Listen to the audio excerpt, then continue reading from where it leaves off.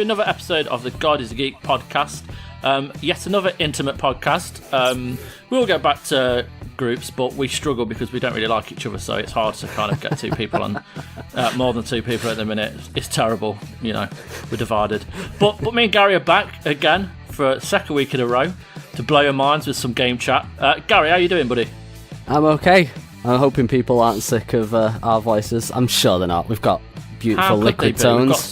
We've got some delicious voices. Delicious. And we're gonna talk about two games this week. Again, we're in a period where it by no way is it really quiet, but not everyone's been reviewing. The review I'm currently on is embargoed till tomorrow, so I can't talk about that. But what we can talk about is Sekiro, which is out now, and I have played some of that. Obviously, I went to the preview, you've read the preview, you've seen the footage. Going back to it now, where I'm at my own leisurely pace, if you can play a game like that at a leisurely pace, because it's like just off the bat, it's brutal. Like I've not known anything like it. Like for me and the Dark Souls games, I'm terrible. Like more so than people that are good at it that tell you they're terrible. Like it's embarrassing. So at the preview, I'm not sure if I said it on the pod, but like I was going through it and I was struggling with this one bit, and I'd been on it for about an hour, and it was getting to a point where I was like thinking, shit, I'm not going to get any footage other than this fucking fight, and I've died about 1 million times. It's going to look rubbish. And then one of the guys from Activision came over and was like, do you want us to fast forward a bit for you? I was like, yes, please. So it looked like I've played loads, but in actual fact, it was because I was that shit. We had to move it forward a bit. But well, if it makes you feel any better, when I initially played Dark Souls 2, at an event, I was terrible. Like I was, because it was a public event thing, so I was just like queuing. The queue went around the actual, the screens. So I was watching others do, some people who were like flying through no problem. There was me, finally got sat down to play it, and I struggled to get anywhere. I was getting my arse handed to me left, right and centre. So yeah, I mean, it's a talent. Like it really is. Like when you watch people on YouTube play it efficiently, like it's like watching Leonardo da Vinci paint the Mona Lisa. It's crazy because it's incredible. Like I obviously played a bit of Dark Souls 3 on stream, and it's like everyone could see I'm not exactly great at it. I have my moments, but I'm very much like the sort of, I suppose, a mid-tier player sort of thing. Whereas you watch some of these people that, I mean, to be fair, they sit and play. They've probably put like thousands of hours into the first Dark Souls, and they can parry every single thing. They can go through it without getting hit. They just put mods on for fun, just to make it harder, just for a laugh. And it's just like those kind of people. I respect them, but I also hate them. Just just in that general way, as you always, in equal measure. You can't help but hate someone who's a little bit, or a lot in this case, like more talented than you. It's just natural. It's not jealousy at all. No, not at all. Not even a little bit. We just hate them. But like with Sekiro, right? So it's a FromSoft game. It's difficult. We know that, but I feel like. And obviously, there's going to be people listening to this that have played more than I have and are just naturally better at this kind of game than I am. So they're probably just like thinking, "Oh, shut up." But there's one part near the start where you kind of fight your first. I would say it's a mid-level boss. It's no way near one of the other bosses that I've seen people play on like YouTube and stuff. But there's this guy, and he's a big bloke, and he likes to throw he's like a wrestler, because he throws like elbow drops, and he picks you up and pile drives you and stuff like that. And to be fair, the best way to kind of tackle him is just literally to kind of let loose on him, and just use your sword, because at that point I think you've only got the shurikens, so I mean they do very little damage, but that's you kind of what you've got at that point. And you can see him, he's about to he does this like triple kick thing. You can see that coming, so you can read that and dodge out of the way. He does the elbow drop. He dives into the air and jumps on you. That's kind of fine. And you can use like your grappling hook to escape if he's coming towards you and the kind of green light, the green icon is appearing, you can tap the L2 and it'll take you away. So you've got a brief kind of respite from his attacks. But there's one move which it's the most frustrating thing, and he kind of basically when they do like a powerful move that either knocks your block so that it kind of knocks you off guard and you can't carry on blocking, or it just completely misses that and just completely wipes you out. He does this is like icon appears like this Japanese symbol, so you know that it's coming. However, if you see the symbol come up and you can see what position it's in, you know it's coming, but it's so difficult to move out of the way of it. He runs at you, jumps on top of you, and just pounds you into the ground, and it wipes off the whole of your health bar at that point, literally to the point where there's millimeters of like red left. Which, if you've got like exactly, if you've got like a health gourd, which is basically the Estus flasks. Yes, the Estus flasks. Then that'll give you a bit of health, and the things called pebbles, which rejuvenate your health gradually, but only like quarter of your bar. So if you've got them and he does that, fair enough. But when you're at a point of battle where you've nearly taken him out and he does that and you're dead, and it's the most frustrating. And I know Dark Souls is frustrating, and I know you're supposed to learn from it, but this one move just seems completely unnecessary, and it seems like overpowering. Even like the whole point of FromSoft games is that you learn, and you learn about patience, and you learn about movement, and it's kind of like the art of the battle. And sometimes it takes longer. Sometimes your anger gets the better of you, and you let your emotions in, and you make mistakes. But like, you can be as patient as you want with this one guy, and if he gets this moving, it's so frustrating. And there is like the resurrection where you can press, what is it? It's RB when you die, and if you've rested at one of the sculptor idols, you rejuvenate that, and you get a resurrection back. But even then, it only resurrects half of your health, and then you die again. And like, it might just be me. I know like Adam Carroll's been playing it and he likes it a lot.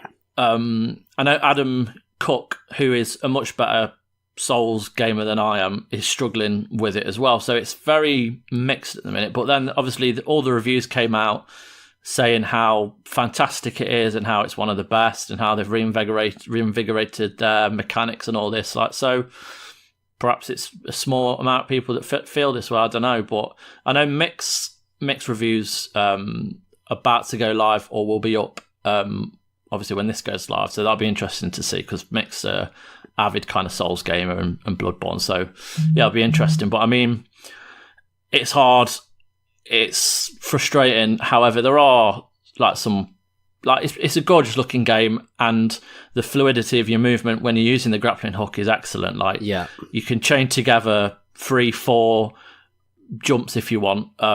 So you see a tree branch above you, in the green icon indicates you can connect to it. You press your L2. Halfway up in the air, if another one appears, you can press L2. You move, so you can move very sharpish, and it's a lot better. Sounds very Spider-Man. Yeah, it is to a point, because the movement is very seamless. Yeah, and it does help you a lot when you are in a tough spot in the battle. But as far as I'm aware, at the minute, I can't attack in motion. Like, so it's like this one mid boss that I was fighting is tricky, because the everything's kind of above you, but to the right back to the back of the kind of battle area, so it's hard to kind of get above him and then attack him. But you can attach your grappling hook to his back, which is kind of good. So if like he's just jumped past you and you've managed to avoid it, well played. you can press the grappling hook and it'll connect to him, and then you can get some hits in. But it's like, it's good. I'm not shitting on it by any means, but like these kind of games, I always love the idea of it. It's just probably not for me, and I have to accept that. And it's a shame, because like Bloodborne, I got on really well with. Like, I know we have different feelings on that, but like for me, I got on with that, and I really like that, and I like everything about it, from the weapons to the bosses, and that feeling of elation I've never had before with any game. Like when I took down the cleric beast for the first time, like that was insane. Like that feeling was amazing, and I continue to feel that way. Whereas Dark Souls 2, Dark Souls 3, Sekiro, I just can't, and I think I'm just gonna have to accept it. I'm not gonna give up on it by any means, because I don't want to give up at this point. Like, fuck, I'm like an hour in. That's shit, really. That's probably about like 5% of the game. You're exactly. Yeah, I can't judge it on this one boss, because like because at the preview, like as I say, I skipped forward a bit, and there was a lot of different enemy types who weren't as difficult as this guy. I mean, they were still hard, but you kind of there was an area where there's a lot of trees, and you're in like this forest, and there are kind of branches above them, and you can use like your stealth to take them down. So there are the environments are a lot different later on. So I will give it more time. It's just like if I go back and I die first time, that's when it triggers off this anger. So it's best not. I just want to kind of go into it and beat him first time and then carry on. But yeah, I'm not gonna give up. No, I was kind of a similar way with Bloodborne. Like when I first played it, I think because I was coming off this like Dark Souls 1 and 2, and like they're a lot more slower pace compared to Bloodborne. And Bloodborne, they are, yeah. Although it plays more or less the same, there's just a few things that just change it up a bit, and I think that's where I struggled. And some of the bosses felt a little bit like unfair at times. The way they moved, they could hit you with that, like sort of split second. Yeah, and it was like it bothered me, but. When I went back, I mean, all jokes aside, the whole thing of me hating Bloodborne, I did enjoy it eventually when I went back and streamed, like playing through it all. I was like, I really enjoyed. Not enough to bother with the DLC, partly because I'd have to go in New Game Plus or play it all through again, and I can't be bothered with that. And partly because I've actually watched like the DLC played, and I'm like, I don't even want to think about fighting a couple of those bosses. Yeah, the bastard are they are, yeah. But it seems the same sort of thing. So maybe you'll have that. You'll come back to Sekiro and really enjoy it. And I do want to play it at some point, but some of the things, like I've watched a little bit of it played myself, and like listening to what you've said and what others have said, I'm a bit. I don't think this is for me right now. Like, I think I need a break from those kind of games in general. Absolutely. Really. But it's one like I would like to play it eventually, even just to see what it's like. Why it's got so much fuss surrounding it. But that's probably in a couple of months when it's a bit cheaper or something. Or exactly. Absolutely. We'll see. But I mean, like you say, you don't really want to play this sort of game now. I completely get that, and one of the games you have been playing, which is I'm really excited to hear more about, is Generation Zero. Nice segue. Nice segue. Yeah, well, thank you. I thought this was PC only, and then when you submitted your review, I noticed it was for consoles as well. Like, I've never heard of this game before, and you've basically described something in this review like ideal for me. For some reason, like games in the 80s, I know there's not many of them. It's not like there's like a genre of 80s style video games, but that's kind of the era we grew up in. So things like Crossing Souls, even The Occupation, and like stuff like that. There's a good feel to it, and it's very nostalgic. So, but forget about them for now. I want to talk about Generation Zero. So for those that haven't heard of it, like me, what is it essentially? Well, that's it. I mean, like when I first heard of it, it was a little while ago. I just saw like brief video of it, and I thought it was like Left 4 Dead. It looked that kind of way out because it's like a co-op shooter, and it's like, oh, cool. But it's not. It's a big open world like RPG shooter hybrid. God, that just sounds perfect. And it's got like you kind of drop in, drop out multiplayer as well, which you can turn off if you want. A bit like Far Cry, is it? Where you can kind of drop into that? Yeah, sort of, but there's no tether like there is in Far Cry, cool. Sorry. No, that's cool. Yeah, that sounds amazing. Because I mean, I was playing the other night and some dude just appeared in my game and was like, hi, came running across. He was like, it tells you how far away they are from you, and he was like a few miles away, and he eventually made it over. Could have been a she, I don't know. The name was quite ambiguous, as I recall. But either way, and we just ended up mooching around for a while, taking out a few enemies. Saw like one of the big dudes, which you just like, they're horrible. It's like, have you ever watched iRobot? Yes. You know that big thing that demolishes the house when he's in it? Yes, yeah. It's like that sort of size. Oh, yes. I've seen it, I think. Yeah, I think it might even be on like the cover of the game or something like that. But I think it's on the cover, yeah. When I was looking for screenshots, I saw some pictures of it, yeah. Yeah, and it's like, but there's you start off essentially, because I've kind of got off on a tangent there. You start off, you're like on an island, it's in Sweden, and during the 80s, but it's an alternate 80s because there's nobody around, there's no people left, or rather there's no sign of people, there's just sort of clues here and there that they might be at certain places, so you're essentially trying to find other humans and trying to find out what happened. But while you're in that, you'll find these machines. Initially, it's like these kind of like dog-like machines, and they've got a machine gun on the back and stuff like that. And all you've got to do is you've just got to loot for look for weapons and like health and stuff like that. Just anything to help keep you alive. And because it's like in the middle of like rural Sweden, you've only really got like rusty handguns and hunting rifles that have been left behind, that kind of thing. And oh wow, that sounds awesome. It's really, because like I like the idea. I've always liked the idea of survival, like open world survival games. But the thing that puts me off most of them is that whole thing of you've got to eat and drink. You know, so you basically you're monitoring these little bars all the time, and it becomes tedious. Whereas this, it's literally just about the survival in the fact that you've just got to not die by being shot apart or whatever. You know, there's no having to feed yourself. It's literally just don't let your health get to zero through attacks. I think they're so frustrating, them kind of games, because like, have you ever played The Long Dark? No, I've know of it, but I've not played it.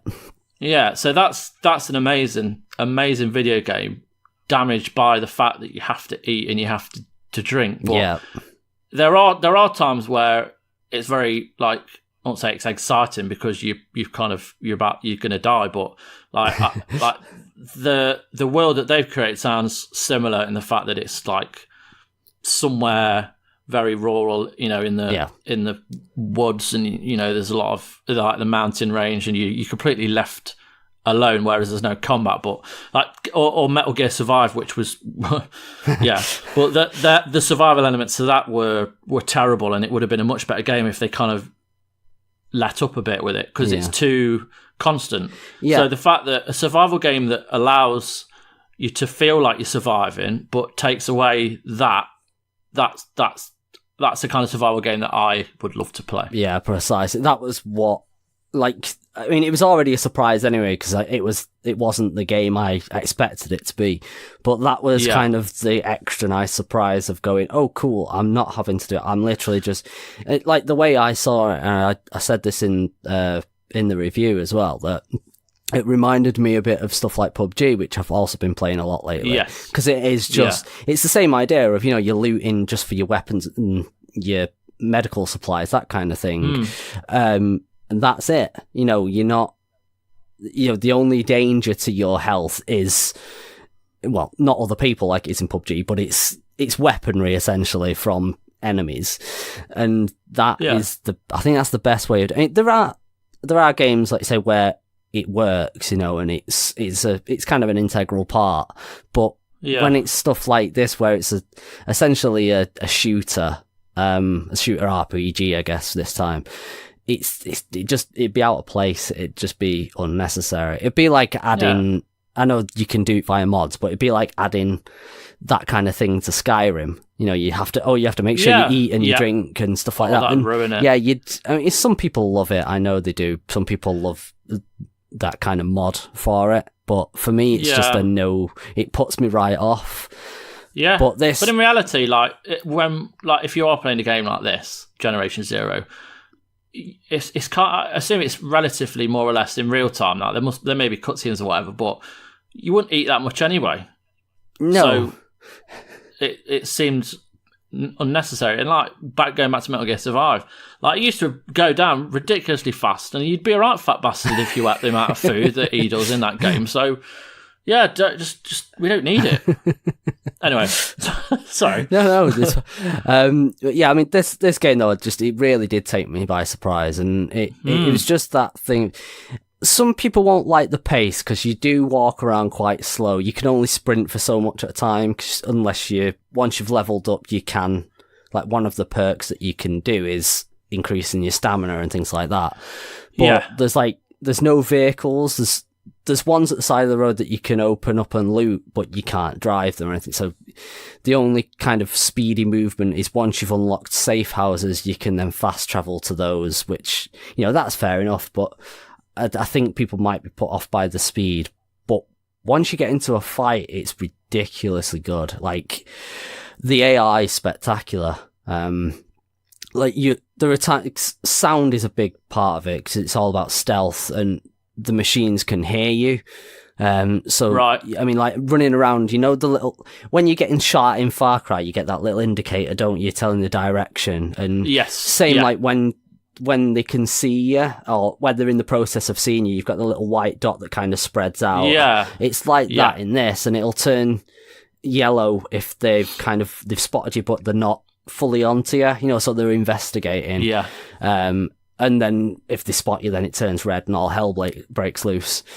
But, I mean, it's really cool when, at one point I had a nice hunting rifle with a silencer on it, a good scope, and I'd got a perk where basically if you hit the right spot on these little dog-like machines, it'd be a one-hit kill. And it was awesome. They just explode wow. It's cool. So there are times where it's okay, I know there's enemies over there. I'll take them out from afar. Yeah. And I'd do that. You'd shoot one, they'd explode, and there'd obviously more would appear. Sometimes there'd be ones that you didn't see, and that's when you shit yourself because there's 4 or 5 of them appear out of nowhere. But they come across and they kind of look, oh shit, what's happened here? And then it'll turn yellow because they're hang on, there's the trajectory is coming from that angle, and they'll start making their way slowly towards you. And if there's a pack of them, they will spread out, and they'll use cover and they'll flank you, and it's so good when you get into a proper fight as well. Especially before you get a silencer and you're kind of having to shoot with loud weapons, they will come after you a lot. Jesus, man! You're explaining the perfect game. This sounds ace. Are there vehicles? No, yeah. Let's say it's so how big is the map? It's pretty big. I'm trying to think of anything I could compare it to. 'Cause, I mean, I was about 10 hours in. 8 hours in. Sorry, before I left the first chunk of the island. And that was probably about a third of the size of a quarter of the size actually of the entire map. Wow. It's huge, but there's little settlements here, there, and everywhere, and there's buildings that you'll come across, and you get quests and stuff like that. So it's kind of, because there's not traditional NPCs, it's you'll go into a house and there'll be an answer machine message, and it'll be where are you? We're at such and such location. If you get this message, come find us, and you can go there, and there's no one there, but there's more clues as to where they've been moved from there and stuff like that. So you're always kind of moving around, and you can find stuff in the world where it's there's, this person's shack. One of the first ones I found was a hunter's shack, or rather, you found some of his belongings. It's his shack must be nearby, so you can go off and find that to look for other weapons. And it's basic in that respect, but it's more about just the exploration and the survival, which I just found just intoxicating. I still want to play it. I will continue to play it. happily going to keep playing. And when other people join, it can be quite fun, and especially when you kind of, because you don't have to use your voice chat, there's just a text chat on the PC version that I played. Yeah, of course. Not sure how it work on the console. Hopefully it'd be something similar at least. But I mean, you can easily use voice chat if you want. But you've also got emotes if you fancy it. Most of them are dancing, because why not? Yeah, I'm an emote kind of guy. I don't want to chat to strangers. I want to dance for them. It looks even funnier when you're dressed in 80s clothing. That's one of the cool things is like when you first start, you select your character, and rather than having like a really in-depth, I suppose, like Souls-like character creation, you've kind of just got your, not exactly classes, but there's the Rebel, which is the one I chose, which is kind of like all in denim with a mullet and everything. The Aviators, but you've got like punks and just like sort of bald but with a big mohawk, and it's very, very much an 80s aesthetic. And when you start dancing around with that kind of look, it just makes it even funnier. Oh man, this sounds amazing! But I need to get this game. Yeah, I mean, it is, because we spoke last week, didn't we, about like the nicest surprises and stuff like that of the year. Yeah. Now I have to add this to the list, because this is it's the nicest surprise of the year for me. It's one that the only reason I gave it an 8 as opposed to a 9 or above was just because it's got a few issues. Like during fights, there were times where the enemies had clipped through walls, so they could basically shoot me through a wall. It didn't happen often, but it was enough to be like, okay, there's an issue here. And you got to be critical sometimes, aren't you? That's it. It's like, and like I say, the movement speed will put people off. Because there were times, because there was a point, it's fixed now, but there was a point pre-release when I was playing it that it started to crash at random. And I think it might be because I should mention this, we haven't yet. It's made by Avalanche, and it's the same engine that they use for Just Cause 4, which also had similar issues pre-release as well on the PC. So I wonder if it's just something to do with that engine was just having quite possibly. Yeah, but it's not happened since, because they released a patch just before it came out, which was today as we're recording. Yes. And so they released a patch which, it's like I say, it's not happened since then, so they must have found it and sorted it. But there's just a few little things like that which you have to take into consideration with these things. But it's kind of, using my head, it's an 8 out of 10. Using my heart, it's at least a 9. You know what I mean? Like, it's... Like, if it's purely for myself kind of thing, then I'd be a little less critical, because I'd be more forgiving of the flaws, but obviously I can't be that forgiving when it comes to a review.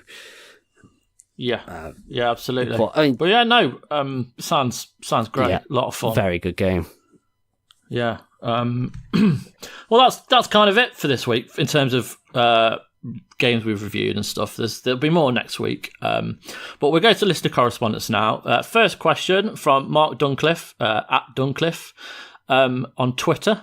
Is there any game you've reviewed in the last year or two that you now look back on and wonder how you gave it that score? It could be that you'd scored it much higher or lower now, either way. Good question. Very good question. I think the nature of reviewing games is it can be very difficult, because if you're reviewing a game from a franchise you love, it's hard to take the blinkers off. Yeah. But then it's also difficult to review games that, like, if I reviewed Sekiro, which I couldn't, because I wouldn't be able to review it critically. Well, I would, but it'd be tough because I'd be so shit at it. And I also would get nowhere near even the first quarter of the game. So I can't think of any particular game. There will be, like, I'd probably rescore half the reviews I've ever written, just because as you review more and you play more, you know exactly what you're doing and where to look and stuff like that, and you become less forgiving. Like, but specifically, unless I think of something, I can't. There's not one particular game right now. I think all the games that I've given 10s to are still 10s. Yeah. There's a reason why they were given 10s. There's not been a lot, but I think there's been about 6 maybe in the games I reviewed, but there'll be something that I'll think of like after the pod and be like, oh yeah, I should have given that fucking 7. It was shit. You do get that though. I mean, like I think I mentioned last week when we were talking about the DC question. The Marvel question we had last week, the Injustice one. Yeah. Yes. For me personally, I don't know if it was the last year. I can't remember, but the Marvel versus Capcom one, I would probably give that a slightly lower score. Now looking back, yes, but it's the benefit of hindsight, isn't it? Because when you're playing it, you're seeing the good things and stuff like that, and then it's only over time you might think of it and go, "Hang on, I've not been back to that," or I have been back to it, and I don't see those good things anymore, or I see less of them. I mean, it's like another one for me would be like The Surge. I think I'd give that a lower score. But it's like I say, it's one of those things that I think it's a really interesting topic, especially because you think of how games develop over time now. Something like Sea of Thieves is probably one of the best examples. It's one of those. It's a brilliant 7 out of 10. Or rather, it was a brilliant 7 out of 10. Now, it could probably be an 8 or a 9 because the stuff that they've added has really improved the game. But I mean, it's a lot of it is the type of game as well. With so many games being online, they do change over time. I think like the Division 2 is one that people are loving. Mick loved it. His review is brilliant. Obviously, you should all go and read that. Once you've, really is. I was going to say once you've listened to this, but nature of podcast, you can read it while listening. Yeah, why not? But that's the thing, he loved it. But for all we know, 6 months' time, it could be even better. He could love it even more once they've added more content. And it's like, it's just one of those things that the games do change, and I kind of like that part. I mean, in some respects, anyway. Others, it's like, oh no, you've changed something that didn't need changing, that kind of thing. But most of the time, the improvements are genuinely that do improve the game. And absolutely. Yeah, like I say, benefit is hindsight is a benefit, basically. Absolutely. And I mean, you say games are changing, and we can't review the same game every year or every 6 months. When a game comes out, there probably are bugs because we often get it before release date. So it's like, we include that, or do we not include that? Really, we should include it because it's been given to us like that. So unless stated, because sometimes they state and whatnot. They do, but most cases you review what you're given, and like another issue with that is when you get like a huge game, like an open world game that has hundreds of side quests and tons of stuff to do, and you're trying to blast through the main story. You're not always getting to do everything more than 2 or 3 times. So, when you like with Red Dead Redemption, for example, like I reviewed that and I had to blitz through that storyline. I don't envy you having to review that, to be honest. The size of that game. I mean, it's mental, and like I was getting up early to do it. A, because it needed doing, but B, because I was in love with it. Like, but now looking back, there are like playing all the other side stuff. I would knock it down to maybe a 9.5 just for a few issues I've got with it. But again, you say hindsight. Yeah. But that's just one of the ways. But I mean, it's fucking great that we get to play these games and review them. To be honest, like it's a good burden to bear. It really is. Yeah. Next question, Thomas. Tom, I want to upset you, but I'll read this question. How many of you are picking up Yoshi's Crafted World? If not all of you, a strongly worded letter will follow.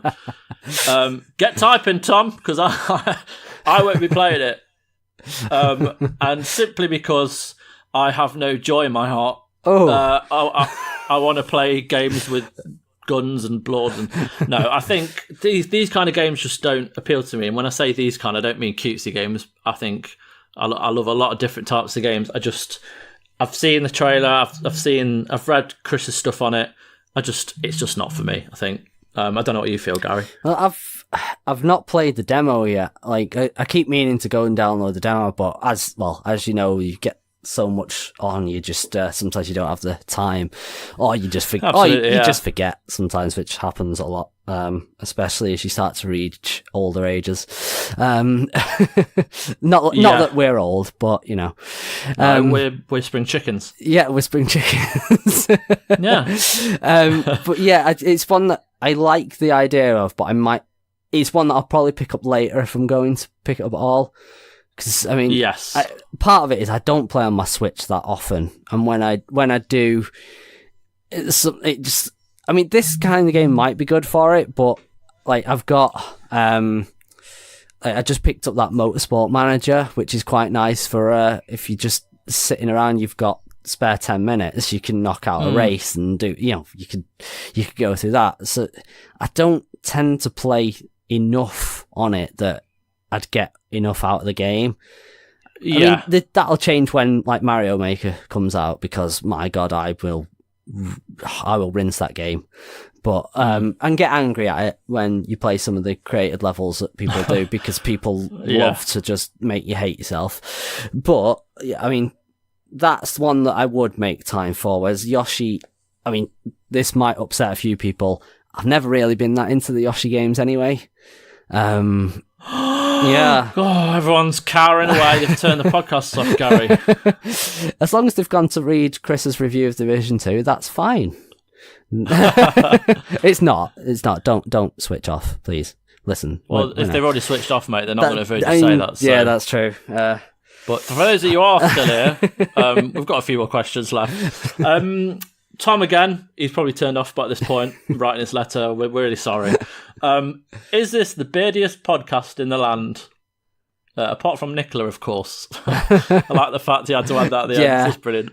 I would say it's relatively beardy. I'm sure there are other beardy podcasts around. We're the best one, obs. Obviously. And I have to say, Adam Carroll's beard is magnificent. I do appreciate that beard, Adam, and I miss you as well. You should come back on the pod soon.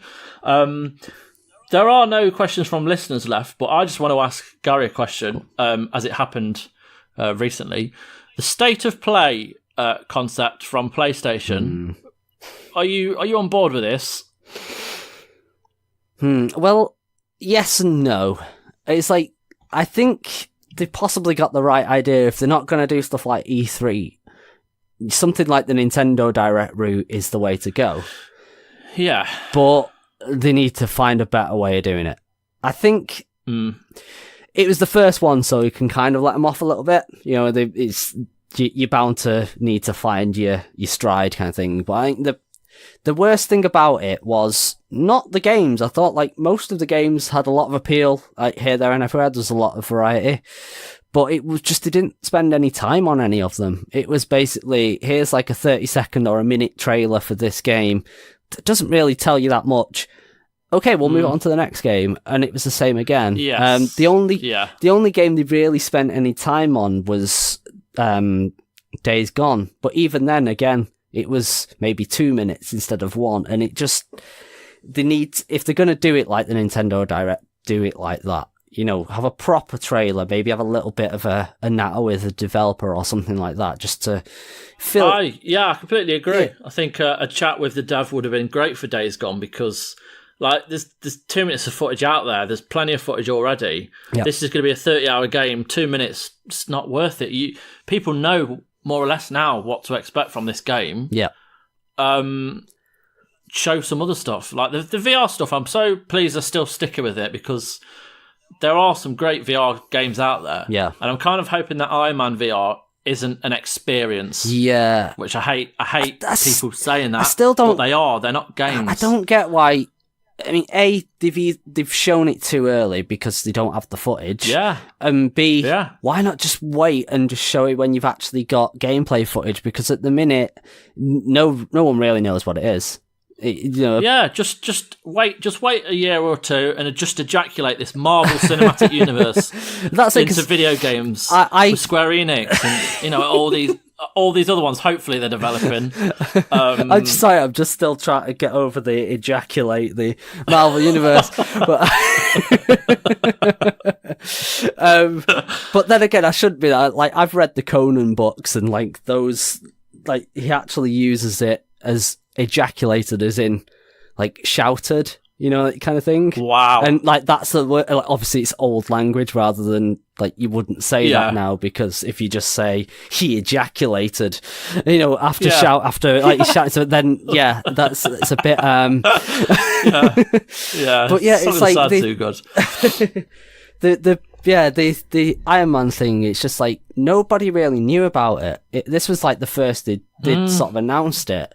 Why didn't they just keep that quiet until they had actual gameplay to show? Because then it would, you could have mixed a bit of a CG trailer with some footage, cut some of that into it. The way they did it just made, because I missed like the first 30 seconds or something. I just switched on the feed and was like, oh wait, are they finally showing this Avengers thing? And then it's like, oh no, it's Iron Man VR. And it's a CG trailer. Oh man, that's gonna hurt. Yeah, it was a little bit knife to the heart, to be honest. But I kind of know how Thanos feels with Stormbreaker buried in his chest. But just without the payoff of being able to just blip away and fuck them all off with a click of the fingers. But yeah, it's like I'm definitely interested in the idea of the state of play. I just think they need to sort out the format, just extend the footage of each game, make it half an hour instead of 20 minutes, and you've got a little bit of extra time to spend. Or you don't have to do that with every game, obviously. Some of them, that's what the Nintendo Direct does. It's like sometimes it is just a quick trailer. Here's this game from this developer, or like a bunch of indie ones that they show in like a sizzle reel, like they do with the Idea Xbox stuff. Yes. That's fine, but I suppose it kind of makes it worse when you come off the back of stuff like the Nintendo Direct when they showed off Mario Maker and all that lot. They then did the big Pokemon one, and then you come off the Inside Xbox one, which, okay, yeah, it was a little longer than necessary, but they showed off like the announced Master Chief Collection on PC and stuff like that, and Reach coming to it, that kind of thing. And it's like, do that, spend a little time with it. No, it doesn't have to be an hour-long thing. Just spread it out a bit more, a little better. Yeah, I'll be happy if they do another one and just give us that. I think they might have nailed that. I think they're all going to do that now. So if you're going to have Inside Xbox doing it a lot, or is it? Yeah, it is Inside Xbox, isn't it? Outside Xbox was the old thing. Sorry, brain just abandoned me for a moment. It does that a lot. We'll forgive you. Thanks. But yeah, if they do, I think if they're all going to start doing it, it's a good way to do it. Just follow Nintendo. Follow Nintendo's example, and you'll be fine. I think Nintendo are absolutely they've got that down to a T. Yeah. Like they and when they do a direct, the announcements are big announcements. Like they're very satisfying. If they announce a direct, you're going to get something very, very decent from it. Yeah. I mean, the Mario Maker is a prime example. No, we've been asking for just a port of the Wii U one for ages, and then it's like, oh no, it's the second one. Here you go. It's coming out in June. Like, what the it's just exactly really out of nowhere, and everyone's happy. Done. yeah. But I was just curious what you thought of it. Final question, which is the one we ask every week, from Pooh. You have to spend the next 24 hours in the world of the last video game you played. Will you survive, and will you have a nice time? No, I will not. What was it? Generation Zero? No, it was Battlefield 5. Because I just wanted to try out the Firestorm. And I didn't survive. I didn't survive. And partly because of that, I didn't have a nice time.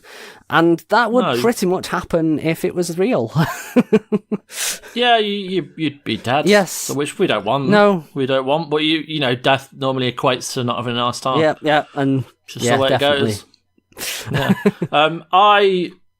Funny enough, I've started playing Danganronpa again, which I don't know if you know what that is. I know some of it, but not loads. Yeah, it's just phenomenal. And I would not have a nice time because that bear is evil. Oh God, I love him so much so, but like I'd love them to announce that on the Switch. That I'd hate the perfect for the Switch, but I play this like visual novels are much better on a handheld.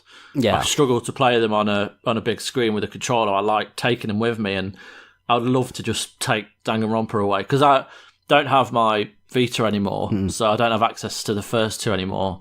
I have the first two on the PS4, but I want them all three of them on the. So yeah. Anyway, tangent.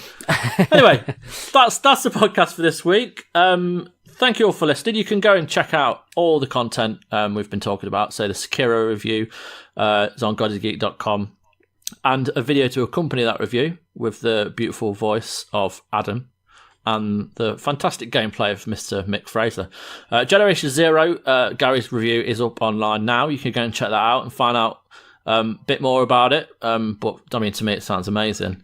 You can follow us on Twitter as well. I'm at First Avenger 83. Gary's at Blue Fury 47, and God is a Geek is obs at God is a Geek. Patreon time, plug time. Obviously, we've got some events coming up. One I'll be attending in April, and without you guys, that wouldn't be possible. So our Patreon page is aimed at providing exclusive content for patrons who go there. We also put a lot of other stuff on there. There are sometimes giveaways with code, all that kind of thing. You can donate like $1 a month if that's all you can afford. Whatever you donate is appreciated. So yeah, do that. And if you love what we do, help us out. And that's patreon.com/GodIsAGeek. Gary, thank you very much for joining me. Thank you. No worries. And take care, everyone. Thanks for listening. Bye-bye.